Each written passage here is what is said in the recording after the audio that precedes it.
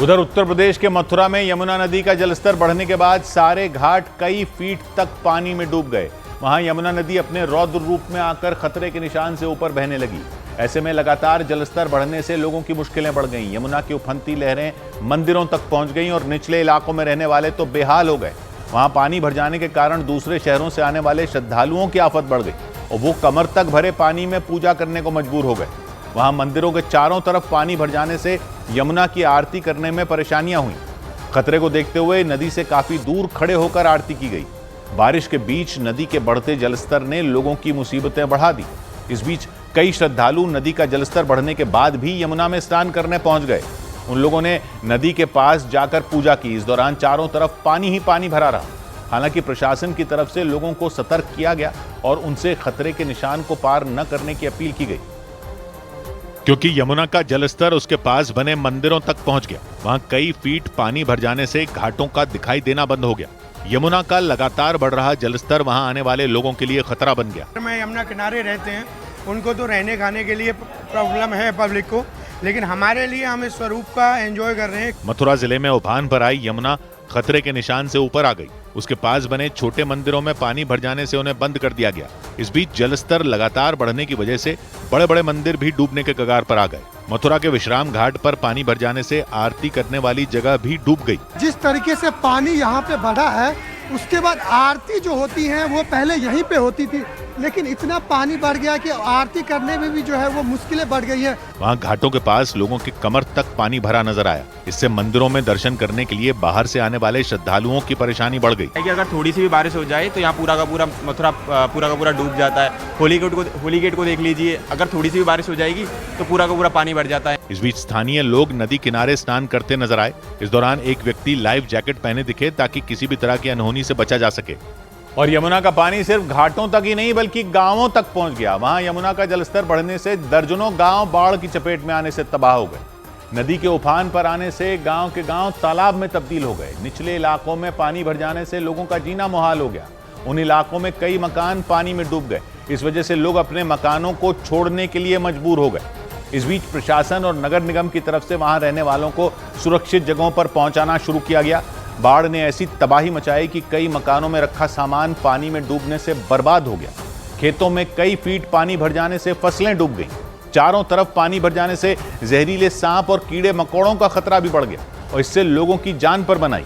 इस बीच कई लोगों ने अपनी छतों पर शरण ले ली, क्योंकि कई मकान पानी में डूबे नजर आए। वहां चारों तरफ कई फीट पानी भर जाने से लोगों की मुसीबतें बढ़ गईं। बाढ़ की चपेट में आने से निचले इलाके तबाह हो गए। उसके बाद उन इलाकों में रहने वालों को नाव की मदद से बाहर निकाला गया। ये जितने आपको लोग दिख रहे हैं, ये सब इसी नाव से अभी आए हैं और इन्हें दूसरी जगह से यहाँ पे लाया गया, चूँकि हालात उधर लगातार जो है वो खराब होते जा रहे हैं।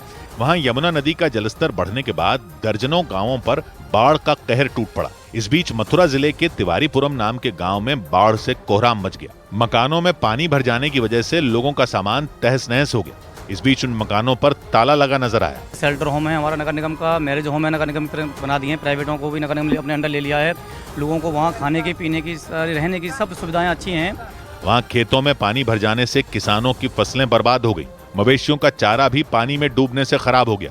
इस बीच कुछ लोग बाढ़ से बचने के लिए छतों पर बैठे दिखे। में एक तरफ बाढ़ ने कहर बरपा के रखा है, तो दूसरी तरफ जो जहरीले सांप है वो लगातार पानी से बाहर निकल के लोगों की परेशानियां बढ़ा रहे हैं। वहाँ चारों तरफ पानी भरने से जहरीले सांप और कीड़े निकलने की घटनाओं से लोग दहशत में आ गए और उनकी जान पर बनाई।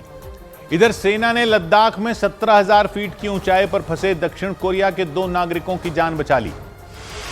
भारतीय सेना ने लद्दाख में 17,000 फीट की ऊंचाई पर फंसे दक्षिण कोरिया के 2 नागरिकों को बचा लिया। सेना को जानकारी मिली थी कि वो दोनों पति पत्नी वहां फंसे हैं और काफी बीमार हैं। इसके बाद हेलीकॉप्टर के जरिए उन दोनों को वहां से निकालकर इलाज के लिए अस्पताल पहुंचाया गया।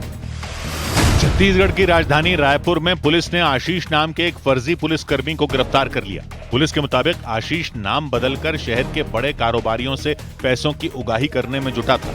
उसके पास से पुलिस को कई फर्जी आई कार्ड भी मिले। पता चला कि यह पुलिस का नहीं है सदस्य। इसके साथ ही साथ जब इसके बाइक की तलाशी ली गई तो 1,99,000 रुपए मिले हैं। उत्तर प्रदेश सरकार में मंत्री ओम प्रकाश राजभर को बीजेपी के छात्र संगठन एबीवीपी ने कानूनी नोटिस भेज दिया। ये नोटिस उन्हें बाराबंकी लाठीचार्ज मामले पर एक बयान के दौरान एबीवीपी छात्रों को गुंडा कहने पर भेजा गया। एबीवीपी ने मांग की कि ओम प्रकाश राजभर अपने बयान के लिए माफी मांगे। हिमाचल प्रदेश के मुख्यमंत्री सुखविंदर सिंह सुक्खू ने मंडी और कुल्लू मनाली का हवाई सर्वेक्षण किया। उन्होंने आपदा से हुए नुकसान का जायजा लिया और पीड़ित परिवारों को भरोसा दिलाया कि सरकार उनकी हर तरह मदद करेगी।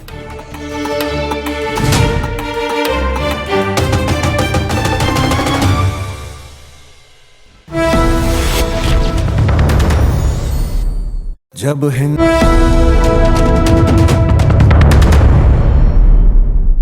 के अलग अलग हिस्सों में कुत्तों के हमलों की खबरों के बीच उत्तर प्रदेश के झांसी से भी डरा देने वाला एक मामला सामने आया। वहां एक पिटबुल कुत्ते ने एक महिला को बुरी तरह नोच डाला।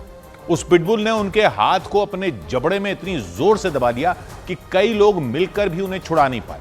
वो महिला किसी काम से अपनी पड़ोसी के घर गई। इस दौरान वो उनके मकान के गेट के बाहर खड़े होकर उनसे बातचीत कर रही थी। तभी उनके मकान में मौजूद उस पिटबुल कुत्ते की नजर उन पर पड़ गई।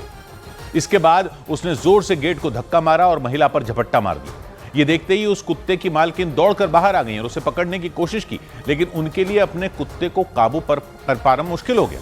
इसके बाद उनकी चीख पुकार सुनकर कई लोग वहां आ गए। उन्होंने भी कुत्ते के जबड़े से महिला का हाथ निकालने की कोशिश की, लेकिन वो कुत्ता करीब 5 मिनट तक उन्हें नोचता रहा। इसके बाद किसी तरह उन्हें बचाया गया। पिटबुल के हमले में महिला को बचाने में जुटी उनकी बेटी और उस कॉलोनी का एक लड़का भी घायल हो गया, क्योंकि उस कुत्ते ने उनके हाथ को कसकर अपने जबड़े में दबा लिया। इससे पहले वो महिला उस पिटबुल से बचने के लिए दौड़ती नजर आई। उनके पीछे पीछे उस पिटबुल की मालकिन भी दौड़ रही थी, लेकिन वो भी उसे नहीं पकड़ पाई। तभी उसने उन्हें धक्का मारकर जमीन पर गिरा दिया और उनका दाहिना हाथ अपने जबड़े में दबा लिया। इस दौरान वहां मौजूद उसकी मालकिन उन्हें छुड़ाने की कोशिश करती दिखाई दी, लेकिन उस कुत्ते ने उनका हाथ अपने जबड़े में दबाकर उन्हें घसीटना शुरू कर दिया। उनकी चीखने की आवाज सुनकर उनकी बेटी बाहर आ गई। उसने भी अपनी मां को छुड़वाने की कोशिश की, लेकिन वो भी कामयाब नहीं हो पाई। थोड़ी देर बाद उन्होंने किसी तरह उनका हाथ उस पिटबुल से छुड़वा लिया, लेकिन अगले ही पल उसने दोबारा उन पर हमला कर दिया। इस बार उसने उनके पैर को नोच डाला। ये देखकर वहां मौजूद लोग फिर से उन्हें छुड़वाने में लग गए, लेकिन वो कुछ नहीं कर पाए। वो कुत्ता करीब 5 मिनट तक उन्हें नोचता रहा। इसके बाद किसी तरह उसकी मालकिन ने उस पर काबू पाया। जानकारी के मुताबिक वो भी पिटबुल के इस हमले में घायल हो गई।